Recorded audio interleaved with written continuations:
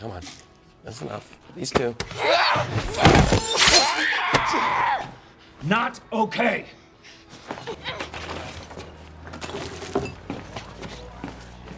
Come on.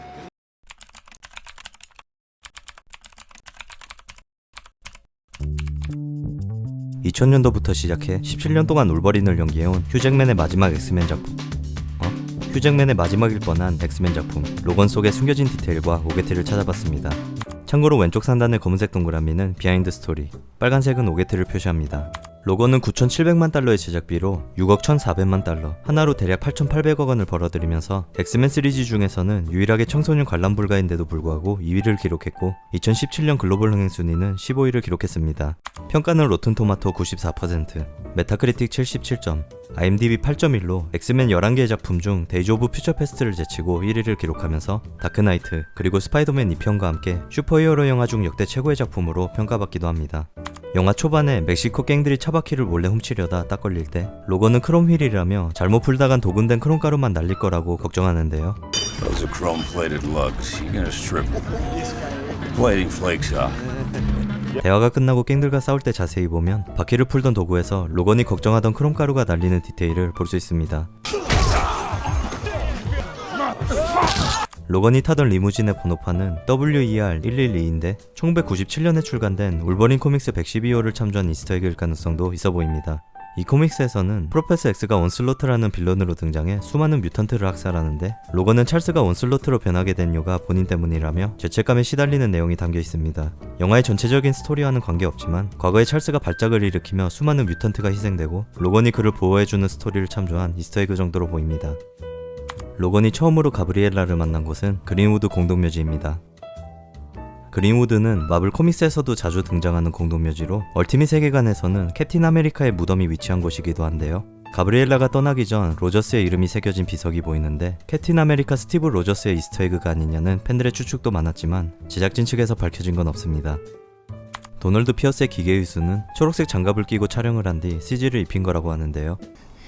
You're not the only one who's been enhanced. 로건의 어깨에다 기계손을 올릴 때 자세히 보면 오른쪽 어깨에 CG 처리가 안 된 초록색 장갑이 살짝 보이고 선글라스에도 장갑이 그대로 반사됩니다. 해리포터에서도 덤블도어의 손 또한 같은 방법으로 연출되었는데 똑같은 오게티가 발생한 적이 있었습니다. 도널드 피어스의 지원군이 들이닥치자 로건은 로라를 버리고 도망가는데요. 자세히 보면 한 두 프레임 정도 뒷좌석에 로라가 타고 있는 것을 볼 수 있습니다. 로라는 지원군을 제거한 뒤에 탑승하는데 이때 촬영된 장면을 가져다 쓰다 발생한 오게티로 추측해볼 수가 있습니다. 지원군 중 한 명이 들고 있던 총의 이름은 더 뮤턴트라고 합니다. 이어지는 추격신에서 로건의 리무진의 총알구멍이 장면에 따라 2개에서 5개로 계속 바뀝니다. 멕시코 장면에서 자잘한 오게티가 유난히 많았던 이유는 배우 패트릭 스튜어트의 연극 스케줄과 겹치면서 추가 촬영 때 참석하지 못했고 결과로 루이지애나에서 미리 촬영된 찰스의 장면들과 찰스 없이 뉴멕시코에서 촬영된 추가 장면들을 합치다 발생한 오게티들로 보입니다. This is shot in New Mexico, Louisiana, 2 months earlier, New Mexico, Louisiana. This is a shot we did in Louisiana, New Mexico, Louisiana, New Mexico. 제 본업이 그래픽 디자이너인데요. 로건의 일행이 숙박하던 호텔은 헤라스 호텔인데 2012년에 헤라스 본사에서 근무할 때 리브랜딩을 직접 맡았습니다. 로건이 들고 있던 카드키 홀더나 발레 파킹 간판 등 별건 아니지만 리브랜딩 과정에서 제가 직접 디자인한 것들인데 자랑 좀 하고 싶었습니다. 로건이 호텔 엘리베이터 안으로 들어올 때 자세히 보면 13층이 없습니다. 우리나라에서 숫자 4처럼 미국에서는 13을 불운의 숫자로 여기기 때문에 많은 호텔들이 13층을 건너뜁니다. 호텔방에 도착한 뒤 울버린이 갈아 신는 신발의 브랜드는 울버린 1000마일 부츠라고 합니다. 찰스와 로라가 호텔에서 보던 영화는 1953년에 개봉한 서부극 명작 셰인입니다. 셰인은 제임스 맨골드 감독의 최애 영화로 로건 스토리의 모티브가 된 작품 중 하나이기도 한데요. 특히 로건이 도망치던 중 우연히 먼슨 가족을 만나 저녁 대접을 받고 하룻밤을 보내는 것과 먼슨과 부동산 마찰을 빚어온 농업 회사로부터 보호해주는 로건, 먼슨을 괴롭히던 양아치들이 로건을 자신의 편으로 데려오려는 설정도 I don't know what Munson's paying you, but Kanewood could start you out at 5G. Whatever he's paying, I'll double. 영화 쉐인에 등장하는 캐릭터들과 전체적인 스토리에 비슷한 점들이 상당히 많습니다. 영화 후반 로건의 무덤 앞에서 로라가 던진 마지막 대사 또한 쉐인이 마을을 괴롭히던 악당들을 쫓아내고 조이와 나눈 마지막 대화입니다. Man has to be what he is, Joey. Can't break them all. Joey, there's no There's living no living with the for the killing. killing. There's no going back. Right, Right or wrong, wrong, it's a brand. brand. A Brand brand that sticks. sticks. 로라가 가방에 들고 다니던 엑스맨 코믹스는 영화를 위해 따로 제작된 가짜 이슈이지만 두 개의 코믹스 중 132호가 보이는데요. 언캐니 엑스맨 132호 실제 이슈는 도널드 피어스가 처음으로 등장하는 작품입니다. 로건이 잠깐 자리를 비운 사이 찰스는 다시 발작을 일으키고 호텔 안에 있던 모든 사람들이 전부 마비되는데요. 로건이 힘겹게 방으로 걸어가는 장면에서 자세히 보면 찰스의 공격이 전혀 안 통하는 사람이 보입니다. 로라가 주유소에서 꺼내 마시는 음료는 힙노라는 에너지 드링크인데요. 영화 초반 로건의 고객 중 한 명이 들고 있던 음료와 똑같습니다. 그리고 옆에는 맥이라는 에너지 드링크도 볼 수 있는데요. 이 두 브랜드는 영화 시작부터 꾸준히 포스터나 간판 등 여러 곳에서 찾아볼 수가 있고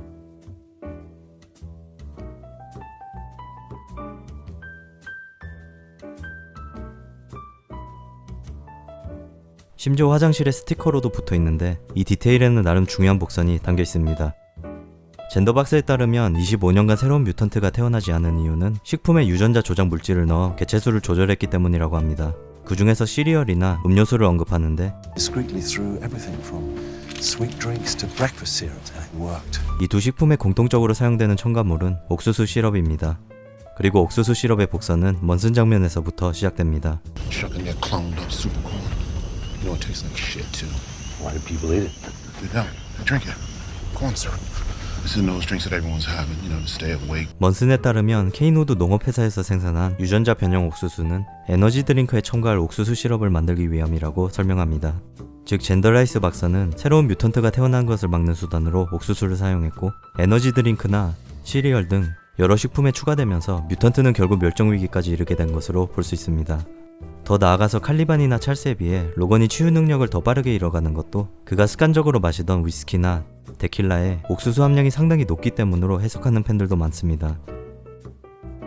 추가로 병원 장면에서 의사가 몸속 안에 있는 무언가에 중독되어 로건이 점점 약해진다고 할 때 That doesn't change the fact that something inside you is poisoning you. You got to check yourself into a hospital. 배경에 보면 금속으로 만들어진 사람 몸속에 알코올을 붓고 있는 포스터가 보입니다. 즉 로건이 능력을 잃어가는 원인은 아다만티움이 아닌 다른 무언가가 있다는 것을 암시하는 장면 속 디테일로도 해석해볼 수가 있습니다. 사실 옥수수 관련 내용은 영화를 집중해서 봤다면 찾는 게 어렵진 않지만 감독이 영화 시작부터 깔아둔 세세한 디테일들과 이 모든 게 어떻게 연결되는지는 저도 여러 번 돌려본 후에 알았기 때문에 한번 나눠봤습니다. 로건이 젠더박스를 총으로 쏠 때 오른손에 들고 있는데요. 갑자기 왼손으로 바뀝니다. 로라가 십자가를 X로 돌리는 장면은 1976년에 개봉한 클린트 이스트우드의 작품 무법자 조시 웰즈의 연출과 상당히 비슷합니다. 물론 로라가 십자가를 돌리는 건 엑스맨을 표현한 디테일이지만 적어도 연출적인 면에서는 서부극 애호가로 유명한 제임스 맨골드 감독의 오마주였을 가능성도 있어 보입니다. 딱히 숨겨진 디테일은 아니지만 로건 무덤 앞에 서 있던 뮤턴트 아이들 중 울버린의 장난감을 들고 있습니다. 삭제 장면에서는 세이버투스의 장난감을 들고 로건과 대하는 장면도 찾아볼 수가 있는데요. Was Sabretooth real? Laura said you said all the stories in the comic books were lies. Not all. Not completely. Sabretooth was real. 제작 초기에는 로건의 형 빅터 크리드를 등장시킬 계획도 있었다고 합니다. 참고로 장난감을 좋아하는 이 아이의 이름은 바비인데 전기를 사용하는 능력을 가지고 있어 스톰의 유전을 물려받은 것으로 추측하는 팬들도 있지만 바비의 유전적 아빠는 엑스맨 탄생 울버린에서 등장한 브래들리입니다. 영화 케이트 앤 레오폴드와 더 울버린에 이어 로건은 휴 잭맨과 제임스 맨골드 감독의 세 번째 합작입니다. 그리고 로건 후로 제임스 맨골드 감독이 제작을 맡은 위대한 쇼맨에도 출연했는데 엔딩 크레딧을 자세히 보면 맨골드 감독을 소개할 때 울버린의 클로가 보입니다. 울버린 3부작의 마지막 작품 로건 속에 숨겨진 디테일과 오게트를 찾아봤습니다. 왜 다크 피닉스는 안 하는지 궁금해하시는 분들도 있는데 10월은 호러 영화 시리즈를 예전부터 계획하고 있어서 엑스맨 시리즈는 로건으로 마치겠습니다. 시청해주셔서 감사합니다.